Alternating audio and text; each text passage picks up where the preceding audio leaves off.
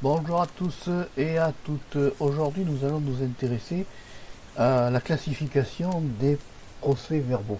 Quand on nous dit qu'on nous dresse un procès verbal de première classe, de deuxième classe, de troisième classe, ça correspond à un certain barème de tarifs. Évidemment, les barèmes sont, ça bouge au niveau des barèmes de prix. Alors là, je suis allé voir le code de procédure pénale parce que c'est lui.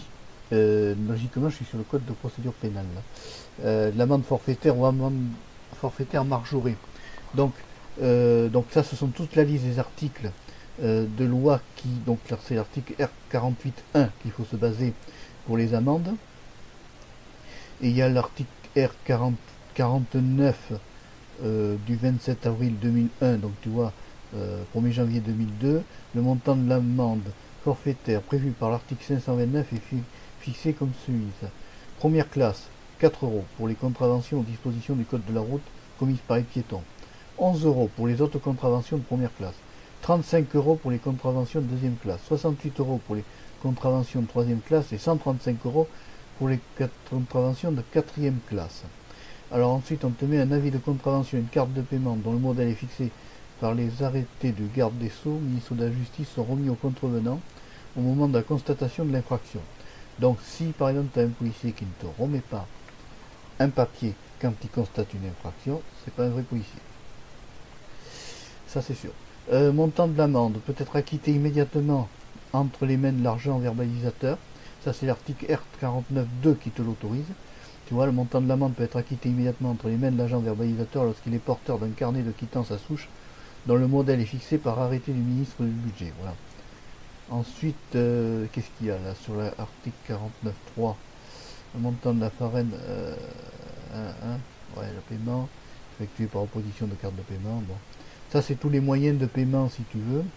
Alors le 49.7 reprécise les montants d'amende. Donc le 1, 7 euros. Le 2, deuxième classe, 33 euros.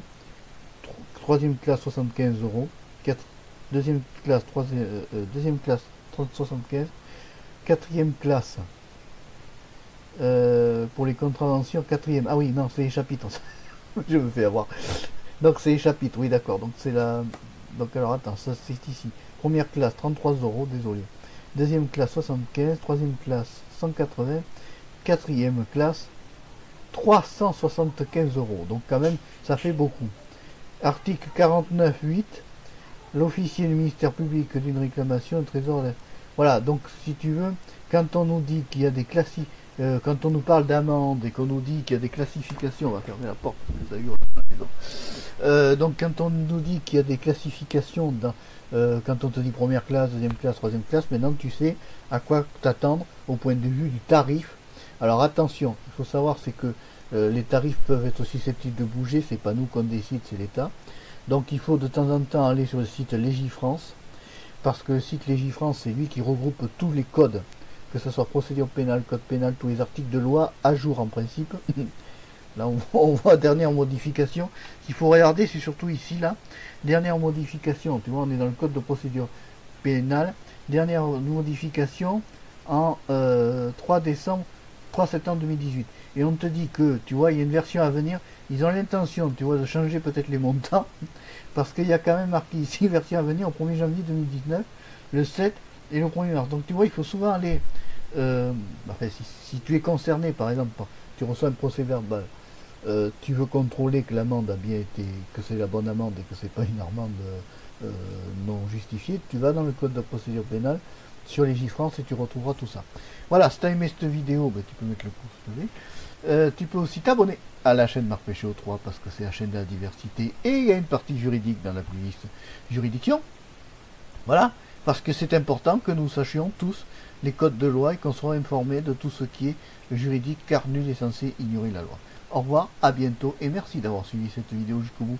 Bye bye. Où il est passé mon machin curseur? À chaque fois, tu sais, il y a un truc pour arrêter. Oui, il est... Ah, il est en bas. Allez, au revoir, à bientôt.